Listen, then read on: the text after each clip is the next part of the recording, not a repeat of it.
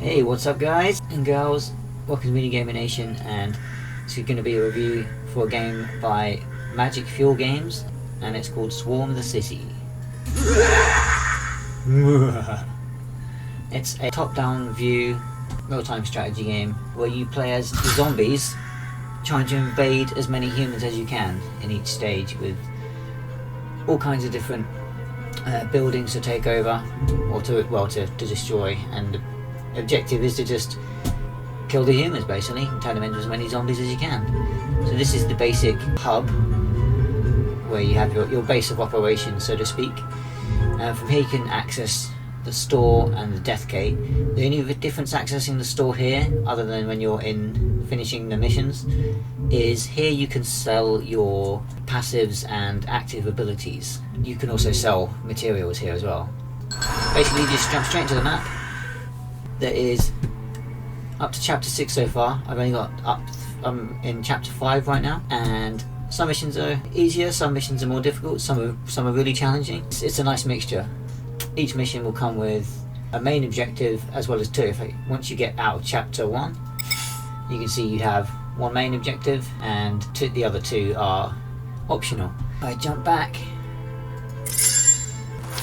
and I'll show you the generals. As well as normal zombies, you also have zombie generals. So this is your active abilities, what you have on your toolbar to use. So this is an active ability. These three are passives, so you can make your normal zombies do more damage, have more attack speed, have more move speed, depending on what you slot in here. And you have up to 3 active abilities, and you unlock these as you go through with this currency here called crystal, and this one called eyeballs you use to purchase materials. So you can go in the store right here. We'll look more into that in a bit. So the generals, Flame Walker, who specialises in fire. Also, quick note, depending on what zombie general you have, they give off passive aura bonuses to zombies near them. This is a more tanky zombie general. He gives health upgrades. You can level these up, which you'll see will cost a certain amount of resources plus eyeballs, and once you get them to level 3 you can break them each time. Breaking them, as you see where it says after break, rare, increases ordinary zombies base health by 15, but basically it affects this whole stat and these stats here as well. I'm up to epic, which unlocks a rune. Each one has rune slots. If I get to legendary, all zombies restore 1% health point per second. That's a very nice one right there. You get all different things to level up for the generals, which affect the generals and the zombies in your missions. Then you've got Corrosion Lich, Frost Warrior, Siege Hammer, which is also a tanky one, but that focuses more on armor and siege damage. And then we have the last one that I've unlocked recently, and that is Wild Claw. And this is basically just a DPS general by the looks of him. He has a shred attack, Thirsty Blade, and he also has Skeleton Storm. Some good stuff. So those are the zombie generals. Now we'll check out some of the gameplay. Let's try and find a fun mission to do. So we're going to jump straight into it. This thing contains immense power. If we don't destroy it as soon as possible, it will become a major threat. These spikes will slow and cause damage over time. Increasing movement speed of zombies and health recovery is a good way to deal with it. Destroy the energy core against all odds. Okay, the stats of one of the units there. So you can click on any unit you want and it will bring up the stats right here. You can always see the stats of any of your units as well as enemy units, as well as buildings. And over here, spike strip, we're going to get past them nice and easily to destroy this energy core. So first things first, we're going to want to take out the power plant, but first we need to get ourselves a general. Every mission you get your first general for free, and then you can pick another one for a certain amount of currency. It costs 200 for this one, 400 for this one I believe. So for now we're going to go with this one,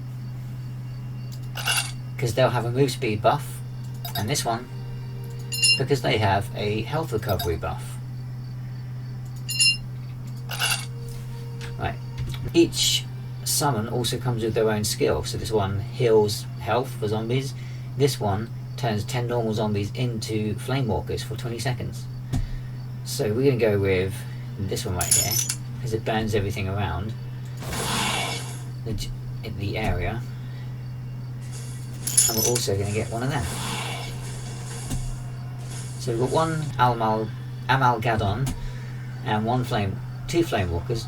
If a Flame Walker kills a zombie, there's a small chance they'll turn them into a Flame Walker. Same with that general, they could turn them into the same general, which is always a nice way of increasing your army, having more generals in your army.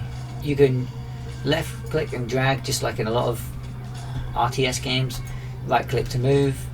Zombies will ignore you, so if they're ignoring you, press A, then left click, and they'll pretty much always, unless they're being stunned or something, listen to that. So I'm going to send some of them in there, I'm going to send a couple of them in there. I think she's running for the building. This is not a good idea because it's full up with zombies. As the building fills up with zombies, the humans in it will go down, the building will collapse. Sometimes there will be armed people in the building. That means you need to put enough zombies in there to take over the armed guards. So let's move these down here, like so. Oh, we've got some currency to spend. So we're going to get health recovery for the zombies, 1. And we're going to get this, which lets us pick up cars and use them as weapons right there. And we're going to get Flame Walker's move speed buff right here. In 5 more points we'll have enough to upgrade again. Over here, also you can increase the game speed like so, just to cause even more carnage.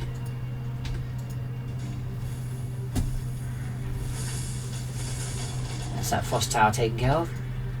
And then we're going to fill this building up right here. Well, that's them taken care of. And now we're going to head up here. Also, we're going to quickly, so we're just going to go with that for now.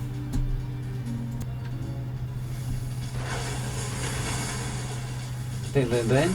That's all that done.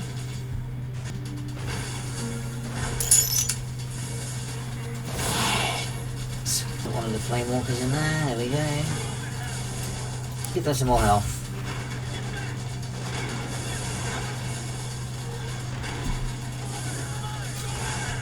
Start infecting this building.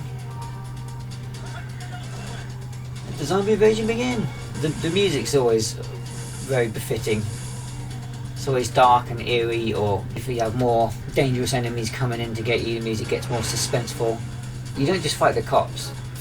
You fight like armed guards that have like more armor. You get the army units and everything, and they have all kinds of weapons from like flamethrowers to frost guns and what have you, you name it. Right, so let's head over here. Oh, also let's give them some more health. Go ahead and give this person some more damage. There we go.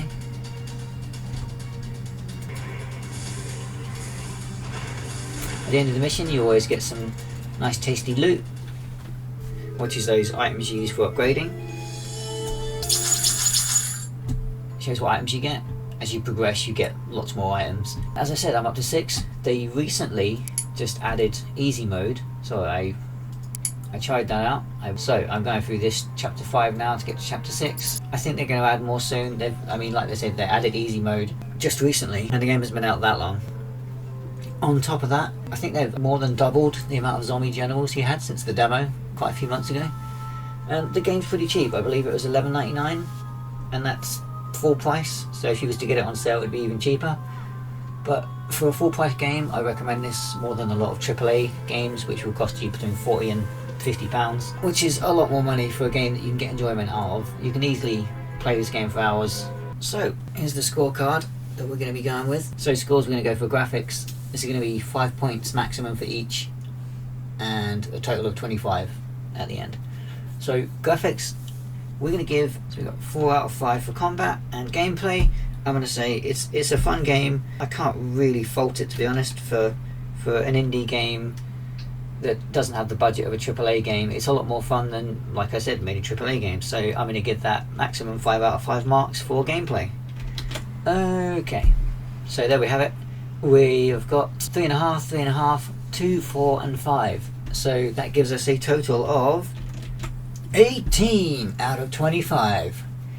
So 18 out of 25 I would score this game, and this is the basic review card I'm going to be doing for my reviews from hence here forward. So let me know what you think. if you've played the game at all, what you think of the game, what you think they could add or change. It seems like they are updating it fairly frequently, and I look forward to seeing what they add to the game in the future, especially if they add any kind of versus mode or multiplayer mode. That will be really fun too, or online missions where you both control zombies and take over a city together. That would be pretty cool. Anyway, that will be the end of this review. Thanks for watching, and I'll see you next time.